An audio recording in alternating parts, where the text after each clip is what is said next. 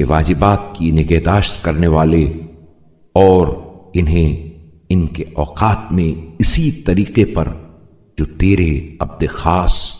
اور رسول صلی اللہ علیہ وآلہ وسلم نے رکوع و سجود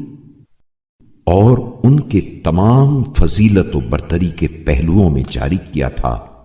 کامل اور پوری پاکیزگی اور نمایاں و مکمل خشوع و فروتنی کے ساتھ ادا کرنے والے ہیں،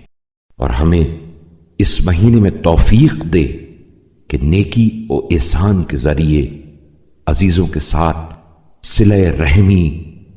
اور انعام و بخشش سے ہمسایوں کی خبر گیری کریں اور اپنے اموال کو مظلوموں سے پاک و صاف کریں اور زکوٰۃ دے کر انہیں پاکیزہ و طیب بنا لیں،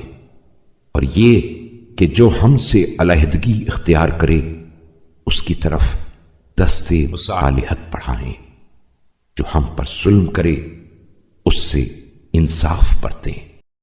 جو ہم سے دشمنی کرے اس سے صلح و صفائی کریں، سوائے اس کے جس سے تیرے لیے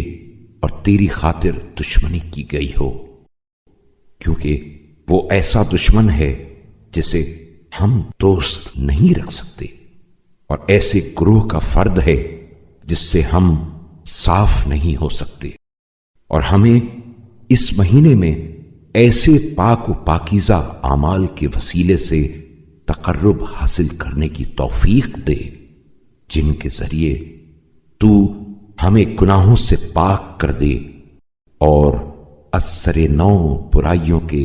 ارتکاب سے بچا لے جائے۔